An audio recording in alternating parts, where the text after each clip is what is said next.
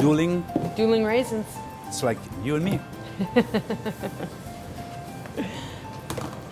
So this is done fermenting.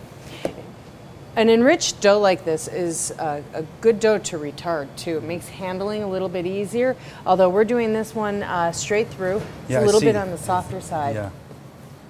But you know, it really helped for us to grease the container a little bit, because the dough will just easily pop out of this, even if it's on the softer side. Look at all those raisins. It's beautiful, isn't it? We could scale this really to any size, but let's go with 1.5 pounds today. Maybe put it seam side down or up on the... Seam side down to rest. Okay. And how long is this resting? About 20 minutes. 20 minutes. And it goes again in the covered feed rack? Yes, sir.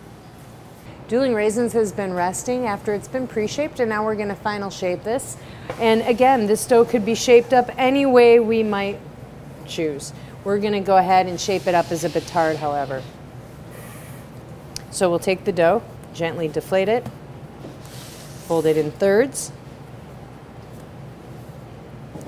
It develops some really nice strength from that pre-shape.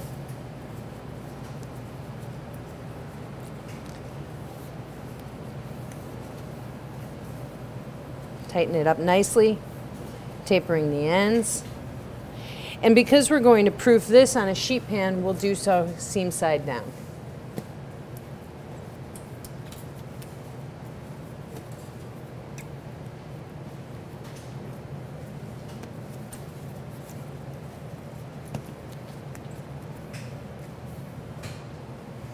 I like to give them a lot of space in between.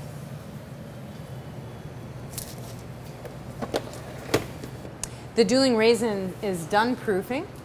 The dough is filled out nicely. If you touch it gently with your finger, it barely leaves the impression of your finger. We're going to give this a little egg wash.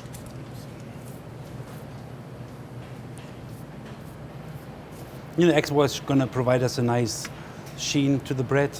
An egg wash can be made up from just egg yolks, whole eggs, egg white, egg yolks and egg whites and sugar, milk, a combination of heavy cream, depending on what kind of final appearance you desire. It also keeps the crust a little bit softer. You may remember the dough is enriched. It had butter in it, it had milk in it, the vanilla bean, and the 2 raisins in there look so pretty, don't they? Mm-hmm.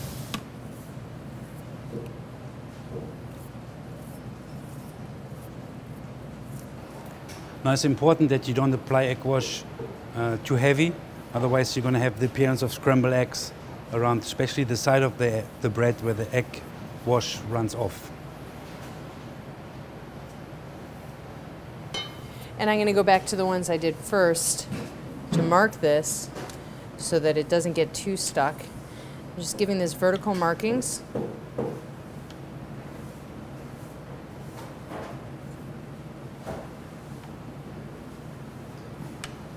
And as you can see, different bakers prefer different scoring tools. A lame is perfectly fine, a bread scoring knife, or even anything you have available in your facility which you feel comfortable with using.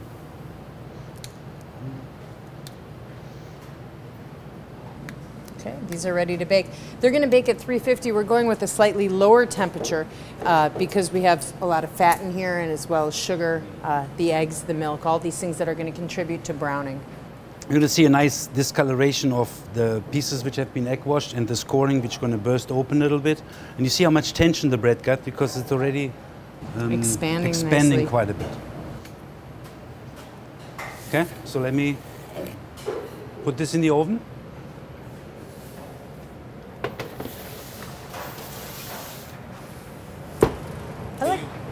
I like to put a little bit of steam in most of my doughs. It just will help with the expansion. Because the dough is rich, it doesn't need a lot of steam as a lean dough would, but just a second or 2. And it helps to keep the top surface moist, so the expansion, it doesn't crack randomly. Exactly. We're going to bake it for? It's going to bake at 350 for about a half an hour. Okay, and we also, if you have any questions about the temperature and time, always internal temperature of about 180 or above would be suitable for these kind of breads.